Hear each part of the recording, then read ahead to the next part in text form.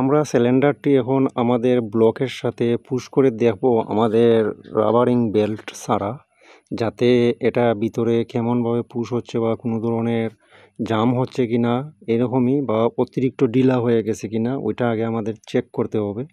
তো বিশেষ করে আপনারা যারা এরকম সিলিন্ডার ব্লকের সাথে ফিটিংস করেন এভাবে আগে দেখতে হবে। তো এখন আমাদের টপ সাইড দেখব সিলিন্ডারের, এখানে ব্লকের সাথে কেমন টাইট নাকি এখানে ঢিলা আছে।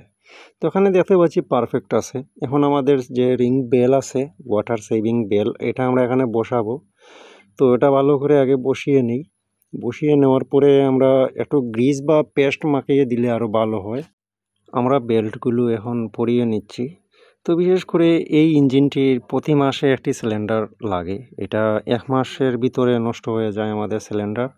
তো এটা নষ্ট হওয়ার মেন কারণ হচ্ছে গিয়ে এটা দিয়ে আমাদের ইট ভাঙানো হয়। তো ইট ভাঙার যে গুঁড়াগুলো আছে, যে আমাদের যে ইটের যে গুঁড়াগুলা, এগুলা কিন্তু আমাদের এয়ার ক্লিনার ভালোভাবে সেভ দিতে পারে না, কারণ অতিরিক্ত গুঁড়া। তো এটা ঢুকে ভিতরে প্রত্যেকটি অংশ নষ্ট করে ফেলে। তো বেশিরভাগ আপনার 1 মাস থেকে আরও কমও যায় অনেক সিলিন্ডারে। তো ভালো মানের সিলিন্ডার লাগালে কিছুদিন আরও যায় ভালোই। তো আমরা এই ইঞ্জিনে আমরা যে নতুন এয়ার ক্লিনার দেওয়ার পরেও সেভ রাখতে পারি না, আবার এয়ার ক্লিনারের সাথে পাইপ দিয়েও আমরা অনেক দূরে দেই, তারপরেও কিন্তু এই গুঁড়াটা সে টেনে নিয়ে যায়। তো এ কারণেই আমাদের এটার সিলিন্ডার বেশি প্রয়োজন হয়। তো যেমনই হোক প্রতি মাসে একবার দিলেও কোনো সমস্যা নাই, কারণ হচ্ছে গিয়ে এটা দিয়ে তো ভালো ইনকাম হয়।